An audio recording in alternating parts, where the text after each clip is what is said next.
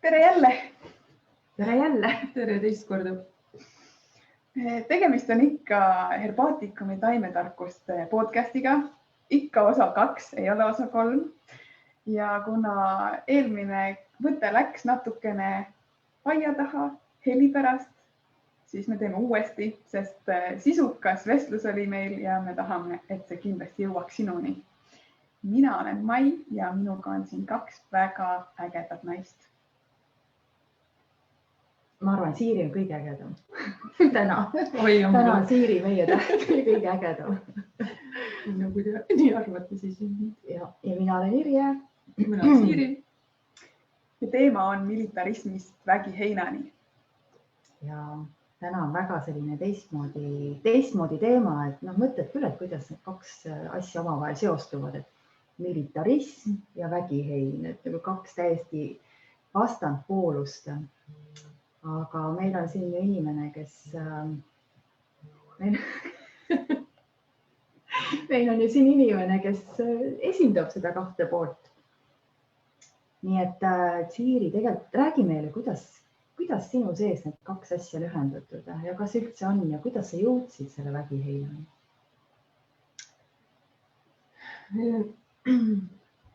Nagu ma juba korra rääkisin, ma räägin uuesti üle, et militarism, see pealkiri selline oli siis sellepärast, et ma olen suurem osa oma elust, ütleme nii, et väga palju aastaid olnud kaitseväelane ja teine pool siis minust nagu on selline taimehuviline, et ma olen tüüpiline kaksik tähtkujult, kellest siis üks pool on nagu, ongi selline militarism, selline tsiklid, mootorid, mototeemal, lennukid, kõik helikopterid, laskmine ja siis teine pool on loodus, lilled, puu kallistamine, selline lillelapse teema.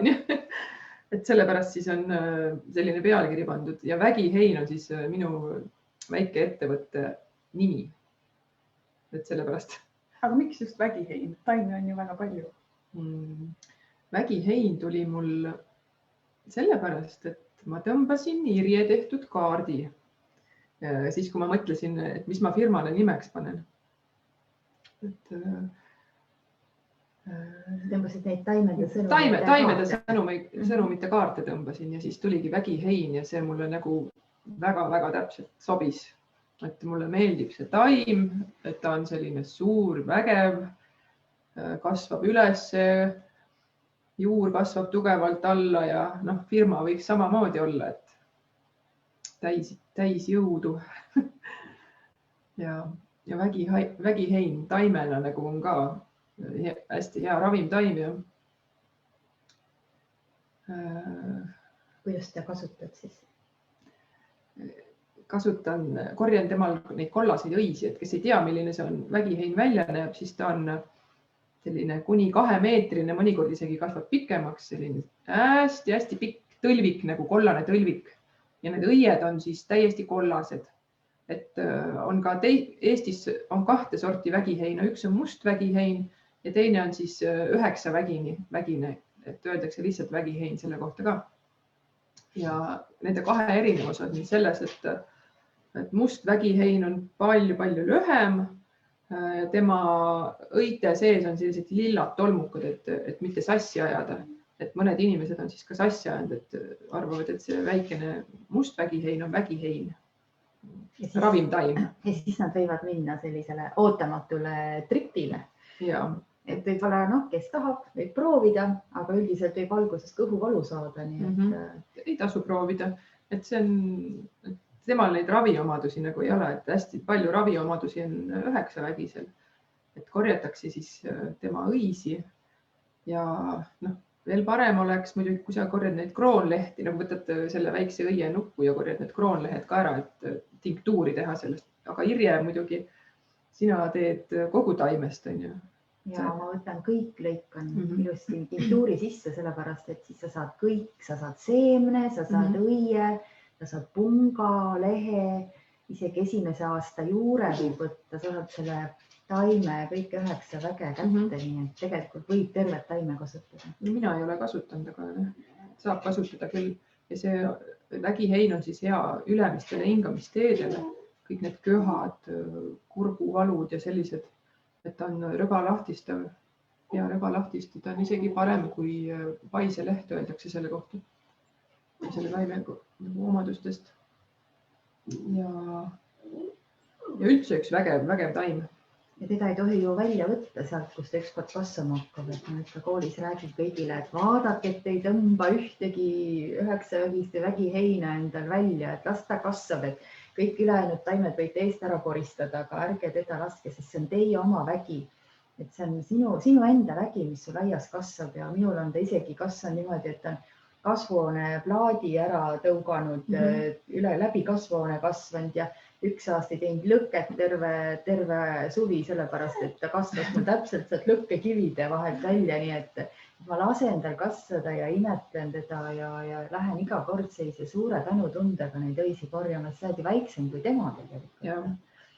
Aga ma mõtlen, kui mina oleks need taimed sinna maha jätnud kõik, mis mul külvas sinna, siis oleks seal suur džungel, et ta hästi palju külvas mulle need pisikseid taimekesi sinna maasika peenra vahele ja mujale ka, et maal on mul see koht, kus ma neid kasvatan ja siis papa ütleski, et kuule, et mis taimed need sul siin kasvavad, et korja need ära sealt. Ma mõtlesin, ma ei tea, ma ei raatsi eriti korjata.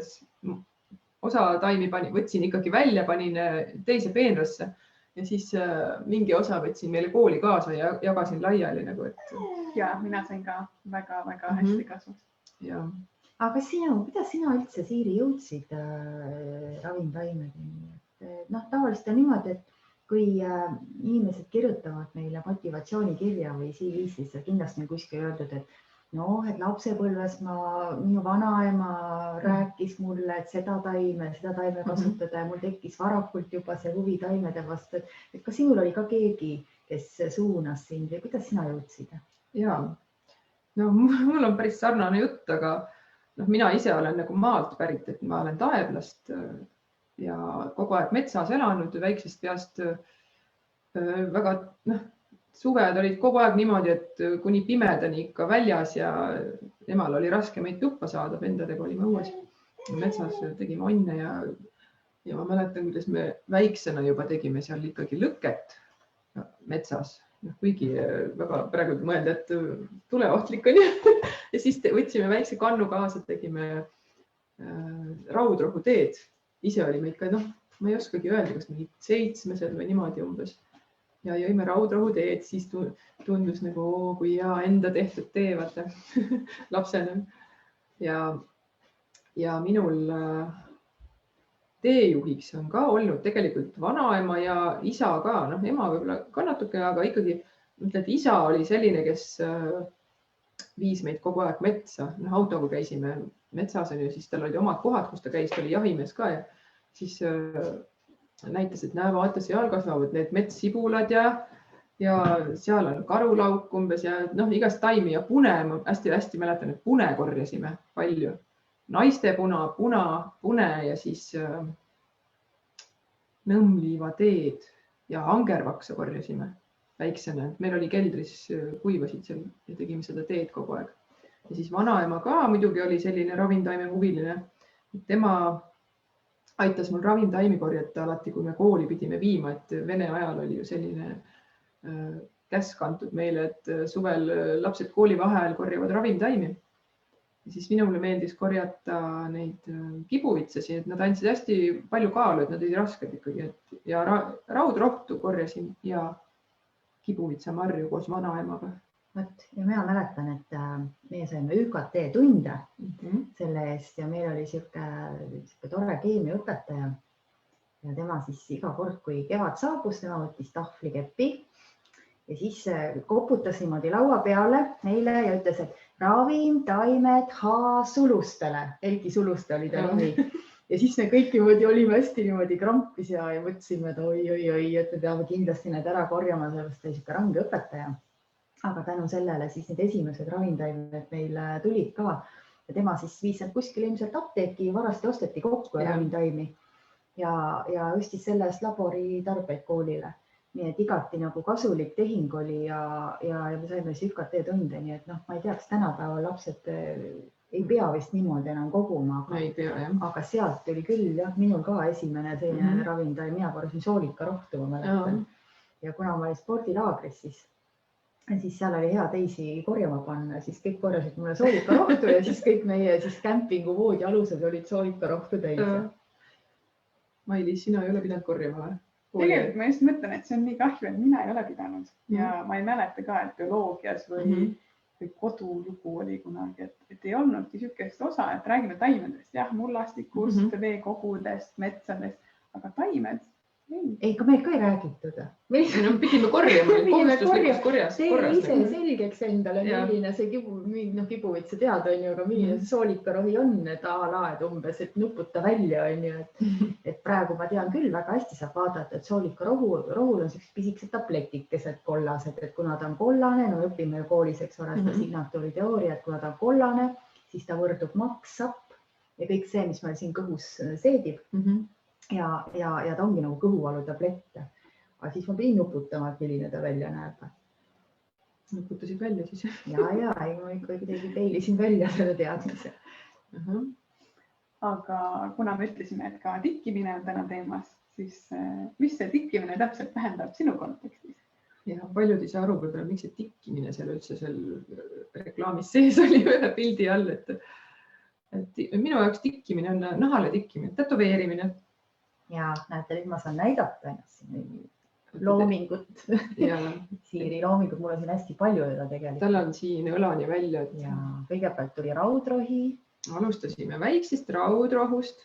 Irja ütles mulle niimoodi, et ei, sellest rohkem midagi ei tule, et aitab sellest küll. Ja siis ta sai pisiku kätte. Ja järgmine kord tuli, teeme nüüd selle taime ja siis selle taime ja selle taime ja nüüd on terve käsi täis. Ja tegelikult need on kõik sümbolid. Need on kõik sümbolid ja mina küll kannan täiesti nagu uhkusega elu lõpuni, isegi 80-aastaselt, kui mul nahk lotendab ja vana. Mina kannan uhkusega seda Siiri loomingut, sest need on nii vägevad sümbolid, et taim tuleb sulle nii ligidale. Täitsa nagu saab sinuga nii üheks ja tikkisid mulle ju selle igavese giftimärgi sinna mao koos karikaga ka ja peale seda oli meil siuke mao optsioon mul talus, et kui meil oli koolilaager, siis peale seda tikandit ilmus meie tallu üks suur 2-meetrine rästik, must rästik. Ja tegelikult ka ma ei uskunud, et siukest asja minu ihusilm näha võib, aga ta oli tõesti kasvane, pikkune ja naised siis kõik paid kummikud jalga ja kepid kätte ja nüüd lähme mao aktsioonile, et püüame selle ussi kuninga kinni. Aga no ussi sõnad olid peale loetud ja ei leidnud me seda madu, aga foto annab siis tõendust, et tõesti ta oli ja ta tuli peale seda, kui need tikandisse tehtud, nii et tegelikult kutsusime selle mao sulle sinna. Jah, selle ussi kuninga. Tegelikult on tõesti taimed väga vägevad sümbolid ja mida rohkem sa nendega kontaktis oled, et seda uhkem. No nüüd on sul eluks ajaks väga kõva kontakt käe peale. Lastele ka näidata, et kunagi mõtlesin, et tänapäeva vanaemad, et nemad saavad lastele näidata, siis näed. Mina saan oma käe pealt kohe õpetada. Oma lastele näete lapsed, et see siin on põdrakanep ja mul ei ole vaja loodusesse minnagi esialgu, et hakkan juba kohe, kui paari kuused peale on ju. Siin on kortsleht ja siin on naistekuna ja kõik saab ilusti selgeks. Ja mulle hästi meeldib tätoveerida just taimi. Kuna mul see taime huvi on ka suur ja mõlemad huvi, tätoveerimine on ka suur huvi mulle hobi. Ja need kokku panna, see on veel nagu eriti äge. Aga sa andsid mulle siukse hea salvi ka kaasa peale seda viimast korda, kui ma käisin see juures. Et räägi nüüd natuke sellest, et mis võluvärki sa teed siis? Teen igasuguseid asju taimedest. Salve, lilleveesid, kehakoorjaid, tõlvikuid, kreeme, isegi hambapastat olen teinud. mis ei kõlbanud tegelikult mitte kuskil. See oli väga õudse maitsega, aga mulle meeldib väga-väga katsetada igasuguseid asju. See on tegelikult õige, et sa julged nagu katsetada ja proovida. Minu arust nii Mai-Liisil kui sinul teil on mõlemal see, et teie salvid ongi selline hingega salvid, et te teete niimoodi, et oma sisetunde järgi, et siis, kui see õige tunne tuleb, nagu Mai-Liis ütlesin kuskil väga kihvtilt, nii hea on lugeda Mai-Liisi neid igasugu asju, kus ta käib ja räägib, mida me siin õpime, et ütles, et aga raudrohi oli sellel ajal minu taim ja ma kasutasingi seda raudrohtu seal salvi sees, et sa võtadki enda järgi ja kui sa ise usud sellesse, siis see on nakkav, see usk. No mina ka neid taimi korjan ikka, mulle nagu nii väga meeldib neid korjata ja üldse seal nagu vaadelda neid ja korjata ja siis pärast nagu kõik see mõte sinna juurde, et millal sa korjasid, kus sa kõndisid ja kus sa korjasid need ja kõik tuleb nagu meelde, kui sa hakkad tegema seda salvi ja kuivatamisel kuivatad ära ja mõnikord teed ka toorest taimest. Ja siis kõik see protsess, nagu see on nii mõnus. Sa teed nagu hea tundega seda siuke, mitte nii, et teeks nüüd hästi palju ja inimesed ostaks ja saaks palju raha, et mina selle mõttega absoluutselt ei tee. Et ma teen lihtsalt selleks, et mulle nii väga meeldib teha neid.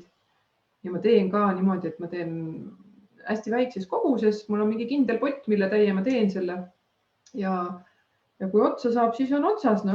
Ja kui inimene ütleb, et ta tahab veel, siis ta peab lihtsalt ootama. Et kui mul see tunne peale tuleb, millal ma tahan teha seda, siis ma teen. Minu arust on hästi tore see, et sul on Facebooki leht see. On ju Siiri kodune nõiaköök. Seal all on tihti, et kui sa teed siis selle mingisuguse hunniku, siis tuleb postitus, et mina tegin.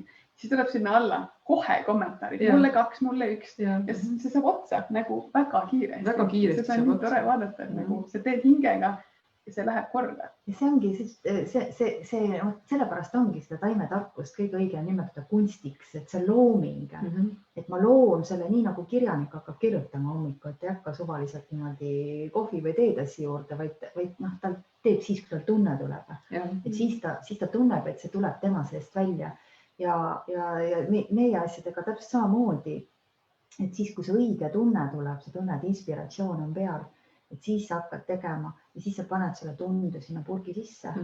Et sellepärast on see täiesti nagu teine üks vahe, kas ma ostan poest mingi anonüümse salvi, on kuskil tehasest tulnud või suurtootmisest või inimesed teagi, lihtsalt on retsepti järgi koostised kokku pannud või siis, kui inimene on isiklikult läinud ja korjanud selle taime ja ta on mõelnud ja ta on mediteerinud ja siis ta on mõnusalt kokku keetnud selle. Et see on hoopis teine asi ja see on nii tunda selle salvi pealt. Mõju on ka kohe parem on ju. Ja tegelikult üks asi on see, et mis on kõige parem ravim, kui laps näiteks kukub ja lööb ennast ära. Mida me teeme emadena? Me lähme silitame seda. Ja salviga on täpselt samamoodi, et kui sa silitad selle salvi sinna haige koha peale, sa paitad teda sinna peale ja masseerid õrnalt, et seal juba see hakkab tööle koos selle salviga. Nii et see on loomine, see on kunst. See on iga asjaga niimoodi, et kui sa teed ikka südamega, siis lähebki see hea energia sinna sisse. Aga sa paned, ma olen kuulnud, et sa paned mingid põnevaid asju veel siin karurasvast oled teinud. Sest sa sinna kõike paned, mis seal. Karurasva salvi ma olen teinud nüüd 2 aastat, 2 hooaega ütleme niimoodi siis, et nii palju, kui ma seda rasva saanud olen. Ja see on nagu hästi suur töö, see karurasva salvi tegemine üldse. Ja üldse väljas vist seda. Ja kõigepealt ma saan jahimehe käest selle karurasva. See on nagu selline naha küljest kaabitud siis ja siserahvs ka muidugi. See on see kõige parem, see aasta ma sain hästi hea rasva. Siis ma panen ta nagu suurde potti ja hakkan vaiksel tulel seda nagu sulatama. Ja seda ma teen alati maal, et seda on võimatu toas teha, et karurasv ei lõhna väga hästi. Et visatakse muidu kodust välja, kui ma seda hakkaks toas tegema potis seal. Siis ma tegingi maal kasvuhoones seal ja tegin seda kohe ikka päris kaua aega, et 1 nädalavahetus võttis mul aega kogu selle rasva sulatamine. See on juba omaette nagu see kuulub selle salvi tegemise juurde see rasva sulatamine, juba sellest hakkab kõik pihta, on ju. Siis kuidas need mõtted, mis ma sinna sisse panen, on ju, kui see rasv seal purkidesse saab ja hästi huvitav oli see suvi näiteks, et mina vaatan hästi palju märke ka nagu, et kui ma sain selle rasva nagu sulatatud ja siis see, mis üle jäi, see kõik need lihatükid ja need jäägid nagu, siis need ma korjasin, panin kokku ja viisin kompostihunnikusse. Ise nagu mõttes ka nagu tänan seda karu ja kõike, et aitäh sulle ja et inimesed saavad sust abi, et ei läinud niisama raisku, vaata muidu visatakse minema kõik äkki. Et ikkagi see kõik kasutatakse ära, mis on karu. Luud lähevad seal ehtemeistrile ja siis nii kui ma olin need jäägid sinna pannud, niimoodi lendas 2 kotkast must üle ja mul oli niimoodi kananahk oli peal täiega nagu, et ma sain nagu vastuse, et jah, et kõik on hästi, kõik toimib, et nii peabki olema, nagu see oli nii äge tunne. Ja siis ja sellest karurasvast siis ma teengi salve erinevaid. Ma olen proovinud ka näokreemi teha isegi karurasvast. Ja põhimõtteliselt ikka nagu, mis ma teen, on see varemerohuga, et liigestele ja valu vaigistav karurasval on ju hästi head toimed kõik. Ta läheb hästi sügavale naha sisse, tal on niisugune väike molekul, et ta suudab minna nagu sügavale ja selle valuga tegeleda seal ära võtta. Ja siis pluss veel siis varemerohi ka. Varemerohi on ka mul üks lemmikutest, mis meil maal seal kasvab. Igal pool ma käin seda kaevamas seal sügiseti. Varemerohi on siis ka igasugused haavasi kinni kasvatav kiiresti, ta on nagu kudede taastaja, luumurrud, sinikad, igasugused nihestused, asjad, et hästi aitab. Kus see inspiratsioon üldse tuleb? Sa oled ju väga palju erinevaid asju katsetanud. Vaadates ripsmedušist kuni ongi on ju karusalvi. Kus see tuleb? Ma ei tea, kuskilt kosmosest. Tuleb mingi mõte pähe ja siis mõtlesin, ma pean seda proovima teha ja teen. Millest seda ripsmeduši mis tegid? Ripsmeduši, mis riitsinusõli, mandliõli, mesilasvaha ja siis seda rohelist andis seal üks mikapulber, see on selline raudoksiidpulber. See on ka, see ei ole päris mingi keemia, see on mingi looduslik ikkagi. Ja siis segasin need kokku, aga ma ütlen, et see nagu päris hästi ei toimi, ta nagu ei püsi peal hästi, et ma ei tea, mis keemiat sinna veel tegelikult sisse pannakse, et ta nagu sinna ripsme külge jääks. Äkki ma pean ta tegema nagu kõvema või ma ei tea, ma pean mõtlema veel natuke. Äkki see peaks hoopis kaanidest tegema, verekaanidest. Verekaani ripsmeduš. Ja, verekaani ripsmeduš, et kunagi mul esimeses raamatus on see retsept olemas, et meie kaanionu tegi, et ta kuivatas ära verekaanid, need, mis jäid siis oma töö olid teinud ja järgi, elupäevad olidki läbi, kuivatas ära, tegi pulbri ja siis midagi ta kasutas veel seal. Ja see täitsa sellise heledama juukse värvist pruuniks. Tegelikult täitsa proovida ja katsetada. Ja mõte. Et kaani ripsmeduši näiteks. Kaani, konna sabasi või konna nahka ja ämblikuid ja see hästi panna sinna sisse. Et annab kõike ju kasutada ja tegelikult, miks ma arvan, et meie koolinaised püsivad kõrge eani kõik siuksed ilusad, kopedad ja naturaalsed, et kaugelt on ära tunda, et paatikumis õppinud ja kõike kogenud, et on tõesti see, avastada ja leida ja enda peal katsetada ja olla kogu aeg nagu avatud sellele uuele, et see on sinu juures ka ektsioon, et mulle hästi meeldib, et kui nagu inimesel hakkab oma see mõte tööle, et ma tahan seda proovida ja teist proovida. Mitte nii, et ma õpin kõik ilusti ära, jätan meelde ja siis järgi, kopeerin järgi. Et pigem see, et just, et ma katsetan ja proovin ja teen ise. Jah, et... Aga sul on seal, mina olen näinud, et sul on huvitavad tikandid, on sul sellised, mis sa tikkinud on unenäopüüdjad ka, et mis see unenäopüüdjate teema sinu elus tähendab? No indiaani teema on mind hästi palju huvitanud elus. Ja sealt siis ka need tikandid. Kus see indiaani teema veel tuleb? see tuleb ka mul juba tegelikult lapsepõlvest, et minul oli linnavanaema, et mina käisin nagu tema juures, siis suviti olin linnas. Ja siis muidugi Tallinnas näitas Soome televisiooni ja siis vaatasime seal kauboi ja indiaanlaste filme. Ja siis, no, seda ma mäletan hästi, et mina vanaemaga olin siis nagu indiaanlaste poolt ja vanaisa oli kauboide poolt. Et see on nii naljakas. No, sealt tuli selline huvi ja siis ma hakkasin raamatuid lugema, indiaani raamatuid, igasuguseid. Ja siis juba hiljem oli selline reklaam Õhtulehes, et indiaanlased tulevad siia Eestisse oma kultuuri tutvustama. Ja see mul läks pirn põlema nii, et sinna ma pean saama. Ja läksingi, vaatasin ja Vabaõhumuuseumis Venna Turbid kutsusid oma sõbrad külla sinna. Ja see oli nii huvitav, kuidas nad seal tegid igitelki ja tipis tseremooniat ja siis nagu tekkis mul see suurem huvi. Ja siis oli mitu aastat oli vahet ja nad tulid uuesti Eestisse. Tähendab, Venna Turbid andsid intervjuud ühes restoranis Kadriorus. Ja mina kuulsin seda intervjuud, otseülekanne oli samamoodi nagu meil siin. Ja kuulsin seda siis oma passikontrolli putkas seal lennujaamas. Nagu raadio mängis vaikselt ja just kontrollisime seal nagu inimesi, kes lennuki peale läksid. Kuulen, et nemad on seal restoranis ja räägivad indiaani laagrist midagi. Mõtlesin, oot, mis asja, et ma tahan sinna kindlasti saada ükskõik nui neljaks, ma ei tea, kas või lastakse töölt lahti, aga ma pean minema sinna ja nendega nüüd rääkima, et kuidas ma saan seda informatsiooni ja kõik, et kuidas ma sinna laagrisse saan. Siis ma paningi selle putka kinni, inimesed jäid järjekorras suu lahti vaatama, kus see nüüd kadus on ju äkki niimoodi.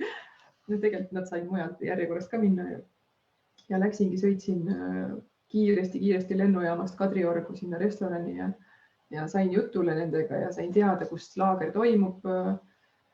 Kõik info sain kätte ja siis algas suurem siuke indiaani teekond minu elus, kus ma läksin esimesse laagrisse kohe päris, et Naissaarel oli indiaani laager.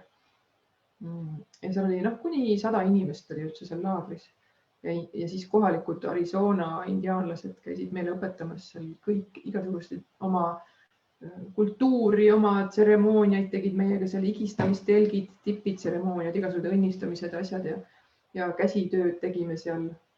Ja seal oligi siis workshop oli, kus Mona Kolaka, üks indiaani naine, õpetas seda unenäopüüdjate tegemist. Ja sealt ma nagu õppisingi selle ära ja nad käisid niimoodi siin. Iga aasta peaaegu on käinud siin, kuni nüüd 2 aastat ei ole toimunud, et enne seda nad käisid siin ja ma ütlen, et 95% nendest laagritest ma olen käinud, et mõned üksikud on nagu vahele jäänud.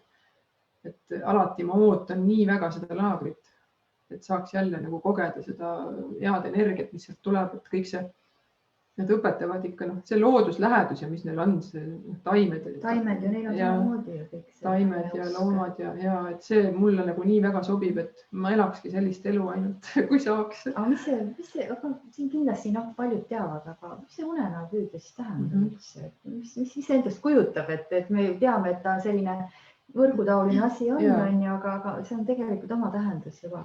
Ja unenäopüüdja on see siis, mis püüab kinni head unenäod. Ja ta näeb välja selline, kindlasti paljud teavad, aga selline rõngakujuline, kus sees on võrk, võrgu sees on siis mõned pärlid ja all ripuvad suled. Ja see pannakse siis niimoodi pea kohale, kus sa magad kuskil peatsesse siia.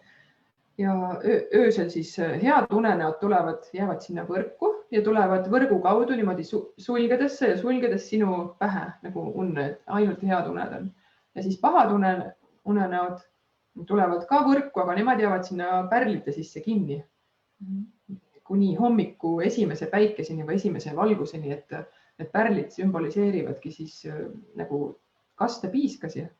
Ja kastepiisad nagu teada on ju esimese päikesega kohe auravad ära. Nagu ükskõik siin väljas ka. Ja siis ongi pahad unenäod lähevad minema selle veeauruga nagu ja jäävad ainult head. et selline ja müstiline need toimivad ka. ja toimivad ikka täiega. Et ma olen teinud neid ka tellimuse peal, et keegi on tellinud ja kingitusteks olen teinud ja inimesed on tagasisidet mulle andnud ja tõesti nagu need toimivad. Et kui sa ikka usud ka ja kui see on uskumatu tegelikult, mis toimub nagu ükskord oli usk on uskumatu.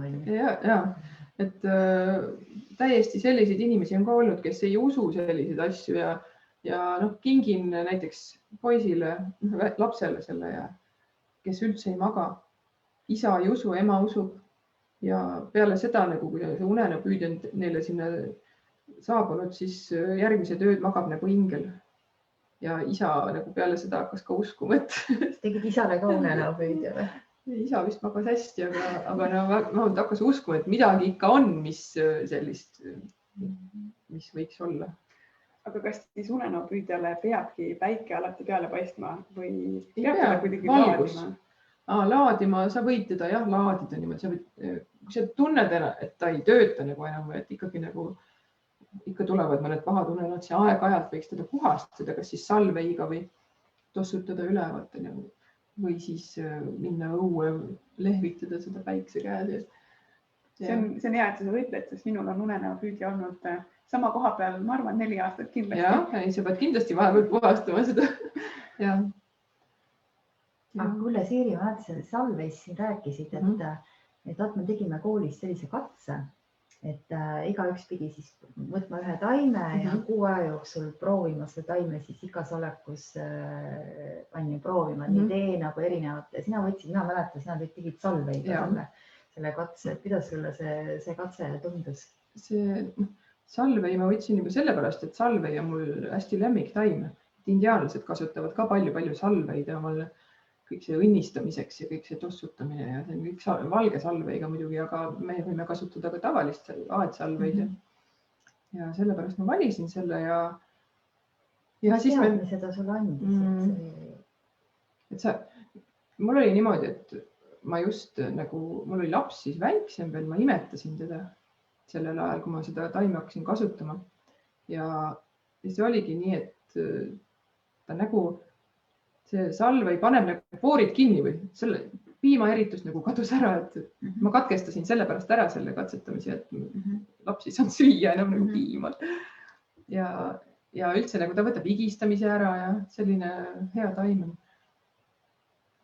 See läbi oma keha tunnetamine tegelikult annab see õige selle kogemuse kätte, et sa saad aru, et kuidas ta toimib ja keegi küsib, et näiteks mul on vaja higistamisvastast või näiteks on vaja imetamine lõpetada. Et siis sa tead ju omast kogemust, sellepärast ongi kõige vahetum on see, et sa koged ise ja siis sa alles saad see taimega lähemalt tuttavaks. Aga kui minna nüüd ajas natuke tagasi, siis kuidas sa üldse jõudsid selle otsuseni, et sa lähed herbaatikumi õppima? Tegelikult ma tahtsin sinna kooli minna juba mitu aastat varem, aga kuidagi ei saanud, laps oli nii väike ja siis nagu ei olnud aega sellist, et sinna minna ja nagu tavaliselt ikka on noortel emadel. Aga ma käisin suvelaagrites, Irje on korraldanud siin Saaremaal mitu laagrit, seal käisin kohal. Ja siis olen igasugustes töötubades käinud, kus erinevad taimetargad õpetavad seal oma tarkusi ja siis nagu kogu aeg see süvenes, et ma pean ikkagi seda sügavamalt õppima hakkama, et mitte nii pinnapealselt on, et tean, mis taim on, aga tahaks nagu täpsemalt teada ka, mis energeetiliselt on ja kõik, et see oligi, et Irje õpetus mulle sobis nagu kõige paremini, et Saaremaal siis juba nagu sain tundma ka sind. Ja tegelikult Heler korraldas seda. Tegelikult Helerit ka siia omale saatesse kutsuda, et tema on ka üks täiesti taimefänn. Heler Põld. Ja siis oligi nii, et mõtlesin nii, nüüd ma lähen, nüüd ma teen. Ja siis Siireks, nüüd ma tulen. Nüüd ma olen valmis. Ja nüüd ongi 3. aasta praegu käib, et see on nüüd viimane tase. Aga ma arvan, et meil see kogukond ikkagi, tähendab, see mõte ongi ju see, et me ühtemoodi mõtlevad ja loodusest aru saavad inimesed. kannavad seda ühte ideed edasi ja me üksteist nagu hoiame ja toetame ja mis iganes, et see sarnane nagu tõmbab sarnastub. Ma arvan, et see kogukond ei kao kuskile. Ikka jääb. Ja see tutvusringkond ka, kes mul on viimastel aastatel, kõik on mingid taimetargad või ma ei tea, mis huvilised, taimehuvilised on ju, et hästi lahe nagu. Sarnane tõmbab sarnast. Jah. Aga kui sa vaatad üldse oma elule tagasi, siis kui sa olid näiteks väikene tüdruk, korjasid neid ravimtaimi seal, kuidas sa siis ravimtaimedesse suhtus ja kuidas sa praegu suhtud, kas midagi on muutunud? Ma ei oska öelda, ma arvan, et ei ole väga palju muutunud, et lapsena sa ikkagi tunnetad ka ju veel rohkem võib-olla seda sidet selle taimega ja uurid võib-olla seal pikali maas mingit taime ja ma mäletan, kuidas ma olin seal pikali ja vahtisin mingit taimi. Nii huvitav tundus, nagu kuidas need väiksed lehekesed seal kasvavad ja üldse. Ma arvan, et ei ole muutunud. Vanemana on see, et ma arvan, et see on see vahe, et seal see teadlikkus tõuseb. Seda küll, jah. Ja siis sa uurid oma tunnet. Väiksena sa lihtsalt tunned, aga kui sa oled teadlik, siis sa uurid seda tunnet, et mida see sinu jaoks tähendab, milliseid mustreid see sinu seest lahti arutab, kas ta seostub sul millegiga, kas kellegiga, millegiga on ju, et kõik see on ju, see holistiline taimetarkus ongi see, et kõik me oleme kõigega seotud, et me oleme samast nagu üks, samas igaüks eraldi ja kuidas see suhe siis seal, kuidas see suhestub, kõik see loodus minusse ja mida ta minus avab ja mida ta minus inspireerib ja kõik see tuleb täiskasvanuna ja teadlikuna. Et sellest see mõte ongi, et mitte nagu arendada sellist äraõpitud taimetarkust, et ma õpin kõik pähe, loen raamatut ilusti läbi, mul on kõik selge, kopsule see ja maksale see on ju. Ja siis vaid see, et ongi, kõik on individuaalne ja ma lähenengi igale taimele iseendana. Mina olen see, kes valib, vaatab ja mõistab seda.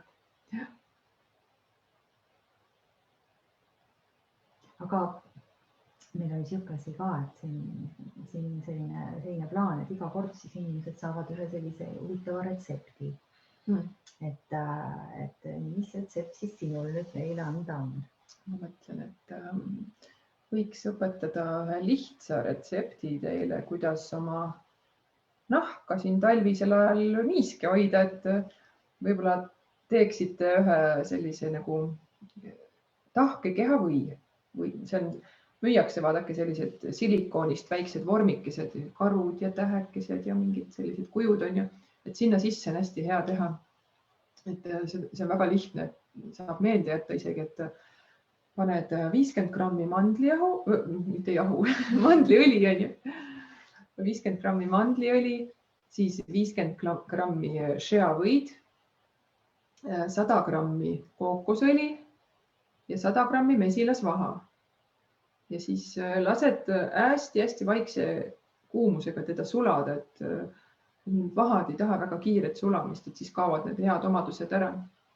Paned ta, ma ei tea, number 1-2 peale, kuidas teil pliidid on, ma ei tea, ja las ta sulab seal kas või pool tundi. Ja kui ta on ära sulanud, siis võib sinna sisse lisada E-vitamiini. Neid müüakse loodustoodete poodides, et tilkadena või mingid on vist kapslites ka isegi. Parem on nagu tilkadena panna või õlina ka müüakse. Et paned natuke seda sisse, et siis see õli ei lähe rääsuma. Ja siis viimaks siis lisada enda maitse järgi mingit eeterlikku õli, mis teil meeldib. Ja siis panete külmkappi, segate ära ja panete külmkappi ja tulevad sellised nagu seebitaolised väiksed tükid selle kujuga. Ja seda on hästi hea kehale määrida ja samas ka siis näiteks massaaži teha sellega, et hästi mõnus. Ma olen ise neid teinud. Ja seda on nii lihtne teha, et saab igaüks ka, lapsed saavad ka hakkama sellega.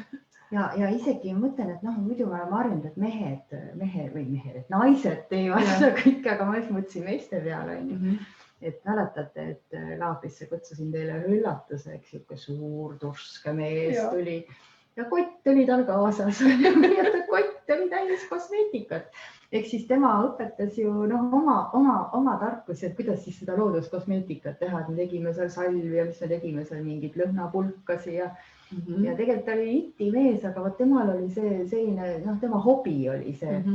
Ja tegelikult miks mitte, et võiks ju mehed ka proovida ja katsetada, kas see naistepäevaks oma naisele teha mõni mõnus selline keha selline, mis sa ütlesid, tahke kehavõi on ju, ja siis lastega koos või perega koos, et mehed on ju head kokad, et miks nad ei võiks siis olla head sallimeistrid. Veel paremad võib-olla kui naised, me ei tea ju. Et meil iga aasta on ikka üks naisterahvas ka ära eksinud sinna naiste hulka, aga ma arvan, et see järjest see trend tõuseb, et ma usun küll, et kui mehed on nii head kokad, et nad võiksid olla väga head sellised taimetargad ja ütleme, nagu oma kätega midagi teha taimedest, et miks mitte. See oleks päris huvitav. Aga sa oled nii palju erinevaid asju katsetanud. Kas on midagi, mis sulle üldse ei meeldi teha? See on küll väga raske küsimus praegu. Kindlasti on midagi. Aga sa mõtled üldse nagu taimedest või üleüldse või? Pigem võib-olla sellest kogu kompotist, mida sa oma kätega teed. Ma ei tea, ma ei saa nii öelda, et mulle ei meeldi. Mulle meeldib kõike teha, mis ma teen. Muidu ma ei teeks seda. Siis ei teekski. Mulle isegi meeldib minna sügisel, hilissügisel, kui hakkab juba jää tulema selline, et ma olen nüüd käinud maale, paha ilm on, vihma sajab täiega. Ja ma mõtlen, et nii, nüüd ma lähen neid varemerohu juuri sinna korjama maale. Ja siis ma võtan oma labida kaasa, kummikud jalga, tunked selga mingi ja lähen oma juurikaid sinna mere äärde korjama. Meil on mere ääres see maakoht. Raja ääres täpselt kasvavad seal need varemerahud. Ja isegi see mulle meeldib, mis siis, et see ilm on nii paha. Aga ma lähen ja mulle meeldib neid korjata. Et ma tean juba, mis sellest saab. Mul tuli sellega seoses üks lugu meelde, et mina läksin ka ükskord kalmuse juurikaid korjama. Meil on ka üks koht, loidu koht ja seal kasvavad kalmused. Ja siis minu poja oli tulnud just Austraaliasse, ta oli mingisugune tööriist kaasas, millega seal võsa kuidagi raiuti. Ma võtsin, et sellega on hea raiuda, et võtsin ta siis kaasa ja peatasin auto kinni seal teeservas ja võtsin korvi ja siis selle, mis iganes machata või kirk, ei see millega nagu varki seal, saab nagu maa sisse viia mingi siuke asi. Ja hakkasin seal siis niimoodi tahuma niimoodi kõvasti kohe niimoodi nagu Kalevipoeg seal niimoodi. Ja siis üleval põllu peal üks mees traktoriga kõndis, mida tegi seal. Ja siis ta niimoodi mitu korda sõitis mööda, aga ükskord jättis siis traktori seisma niimoodi, kallutas ennast seal traktorist välja ja vaatas, et issand jumal, mida see hull raiub seal kuskil põllu peal. Aga nii sai kõige paremini kätte neid juurikaid. Tegelikult see ongi see, et see on nii põnev, et sa lähed ja vaatad, kuidas need juured seal maa sees on ja mis kujuga nad on ja kust nad hargnevad ja kuidas nad lõhnavad ja see maa lõhn ja juurte lõhn, et see on ju kõik see, et sa kättpidi seal oma juurte juures, et kõik me ju tegelikult otsime oma päritolu, et väga paljud on meist roheliste kätega inimesed, kes nagu loodusega kontaktis olles saavadki selle iseenda ja oma päritoluga kontakti. Et see on nii super, et inimesed nagu jõuavad selleni ja julgevad proovida. Mul tuli üks naljakas asi sellega meelde kohe, et suvel, sügise poole töö juures seal käisin ka metsas, vahepeal oli nagu aega. Käisin kärbseseeni korjamas, siis korjan seal ja äkki vaatan, et mingid saksa sõdurid tulevad täisvarustuses, mingid seljakotid seljas ja teevad orienteerumist seal ja vaatavad, mina korjan kärbseseeni seal suurte silmadega. Ja siis umbes muigavad, et nojah, mis siin toimub, on ju. Mõtlesin, et take it easy. Nagu nii naljaks, kui sa jääd sellist, nagu vahele jäämine, vaata, et mis asja, mingi kärbseseeni korjad siin töö ajal või. Kuhu neid kärbseseeni küll segatakse. Ja, et hakkad sööma neid siin töö juures. Jah, aga minu arust, et see looduses käimine ja olemine, et see annab sulle selle tunnetuse, mis on õige ja mis on vale ja tegelikult ma mäletan, kui mina ülikoolis, ma õppisin, tegelikult ma ju folklorist välja õppinud, folklorist, et hakkasin nagu proovima ja katsetama neid retsepte järgi iseenda peal. Et tihti on niimoodi, et meile nagu räägitakse, keegi kuskilt on kirja pandud ja mäletab, aga täpselt ei tea ka ja siis on seal, et kui sa ikka ise endal kogemust ei ole, sa ise proovinud ei ole, siis ei saagi olla kindel, et kas see toimib või ei toimi. Ja see tunnetus looduses käimine ja taimede otsimine, vaatamine, seened kaasa arvatud, seened ka, seened või taimetad on hoopis teised elusolendid, aga ikkagi, et see on kõik nagu omavahel sünergias. Ja sul tekib see ühel hetkel see tunnetus, et kas see nagu on sinu praeguse ööetapil vajalik ja kas ta on õige ja siis sa julged seda kasutada ja proovida. Jah, ja miks ma üldse hakkasin salve tegema, see oli minu enda naha pärast, et mul on lapsena oli atoopiline dermatiit, et nahk oli ikka mõnusalt kärnes nende kohtade pealt ja põlveõndlad ja nägu ja vaikselt läks ära muidugi, aga enne lapsi oli mul ikka päris hull see. Ma mäletan, siis ma isegi olin haiglas selle pärast ja määrati mingit hormoonsalve ja ma ütlesin, et ei, nii ei lähe. Nagu see on õudne ju tegelikult, mis sa teed endaga, kui sa nüüd hormoonsalve kasutad. Ja siis sündis mul esimene laps ja mul läks ära see, et minu enda hormoonid muutusid ja mul kadus ära see haigus. Siis sündis teine laps, siis ka veel ei olnud.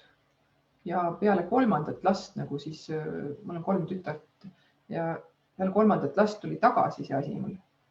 Et siis ma mõtlesin, et ei, ma pean ikka tegema kindlasti midagi looduslikku ja siis hakkasin tegema salve. Ma tegin juba ennem ka, aga siis ma mõtlesin ikkagi enda naha peale rohkem, et ma pean oma nahale leevendust saama, et siis ma tegin ekseemisalvi, kolmisruse ja kõik need kummel rahustavad, sellised saialill. Et mul ongi praegult on mul üks salv, mida ma teinud olen, ongi kolmisruse salv, mis on nahale, allergilisele nahale hästi hea. Ja siis on ekseemisalv, kus on siis erinevad taimed sees. Ja siis allergiasalvi ja sügelemisvastast salvi olen teinud ja kõik oli nagu endale mõeldud, aga siis ka inimesed tahtsid, nägid, et ma tegin ja ikka on küsinud ja jälle. Et neile nagu meeldib see, mis ma teen. Aga sa enne nii toredalt ütlesid, et kui olid salv üksi päästa, tähtis on ikkagi muu ka. Ja, et ma olen ikka öelnud nendele inimestele, et see, et sa seda salvi omal peale määrid, see võib natuke leevendada, aga tegelikult see põhiasi peab sinu seest poolt väljapoole tulema, et sa hakkad ravima ennast seest, et kas siis toiduga või mõtetega ja siis kõige viimane kiht on siis see naha salvitamine ja kreemitamine, et ravi hakkab ikkagi seest poolt. Ja minul on, mina alati nagu, kui ma midagi lähen kellegi käest või tahan midagi saada, et ma kuulen, et keegi midagi teeb, midagi huvitavat, siis ma alati nagu vaatan seda inimest ja vaatan, et kas ta on selle oma tegevusega kooskõlas. Et siis näiteks, et ma ei lähe juuksuri juurde, kes ise on sorakas ja juuksed on välja kasvanud ja rasvased on ju. Ma lähen ikkagi selle juuksuri juurde, kelle on endal ilus peale vaadata.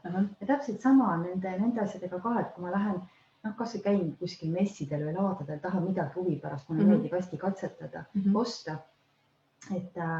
Et ma vaatan seda inimest ja ma vaatan, et kas see, mida ta räägib, on tõsi.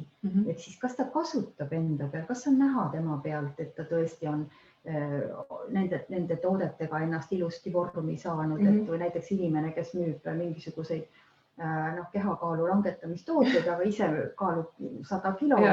Et kas ma siis nagu, ma ei lähe või inimene, kes müüb nahahooldusvahendeid või tooted, et ma vaatan talle ikka näkku, et kuidas ta ise siis, kas ta kasutab neid, sest mina olen selle ideega nagu väga nagu päri, et kui sa ise teed, siis ikka ise sa proovid enda peal kõige pealt ja see tuleb läbi sinu kogemuse.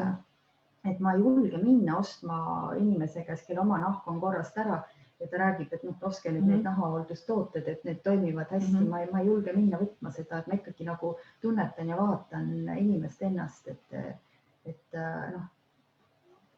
küllalt on neid seepa ostetud, pärast koorib nahk maha sulle. Ma ei julgeks müüagi sellist asja, kui ma pole ise katsetanud. Et seepidega on eriti, mina ise üldse seepi ei kasutagi elus, et ma aastaid pole kasutanud, aga ma nuusutan neid ja vaatan niisama, mul on pesuruumis nad täitsa olemas, et kas õpilased teevad ja on kinkinud. Aga see ongi see, et on küllalt, minuni jõudnud ka jutt, et inimene ostab kuskilt seebi ja pärast koorub nahk maha või tekib siuke kõrvetus sinna, et seebikivi on valesti kasutatud. Et see ongi, et inimene peab ise oma loominguga kooskõlas olema, et siis ta on tõetruu ja siis ta osab uskuda. See on nagu see hambapasta näide, et kui sa ise ei oleks katsetanud, oleks kohe müüma hakanud, siis ei oleks kooskõlas.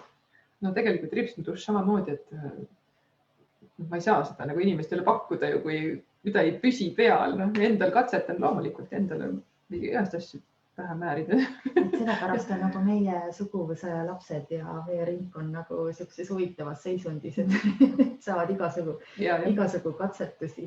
Et minu lapsed ja minu lähedased on ka kõik asjad ära proovinud ja katsetanud ja sealt tegelikult see tagasiside tuleb, et kus sa muidu tead, et saad ikkagi selle kogemuse järgi teada, kas toimib või ei toimi. Ja, meil samamoodi. Kuidas meil selle ajaga on praegu? Ma just vaatangi, et vaikselt triivime sinna lõpu suunas. Täna on podcasti maraton olnud juba 2 tundi. Kindlasti mingid mõtted tulid juurde praegu, mingid mõtted jäid kindlasti ära, aga nii on ja nii voolab, eks. Et väga tore oli sinuga vestelda, natukene vaadata Siiri selja taha. Kindlasti on seal palju veel, mida me ei jõudnud täna katta. Kindlasti. Aga kui nüüd keegi kuulas või vaatas ja ta tahakski kas ise tellida mingit toodet või sinu valikust midagi soetada, kuidas ta sinuga kontakti saab? Ta saab mulle kirjutada sinna Siiri kodune nõiaköök lehele. See on võimalus. Ja siis me vaatame. Vaadaku ennem, mis mul seal on. Kui tunne peale tuleb, siis Siiri teeb ka. Tunne peale tuleb. Ma teen tunde järgi kõik asju. Tätoveeringuid teen ka tunde järgi. Ma ei võta igat inimest. Mina valin oma kliente. Ja see ongi see meie privileeg, et me teeme seda, mida armastame ja anname neile, keda armastame. Täpselt nii. Aga aitäh sulle ka, armas kuulaja vaataja. Kindlasti said siit enda jaoks midagi, meie kindlasti ka saime. Retsept läheb ürituse alla, kui sa ei jõudnud praegu meelde jätta. Ja mõnusat nädalavahetust soovime sulle. Ja minu poolt ka. Tšau. Minge loodusesse. Tšau.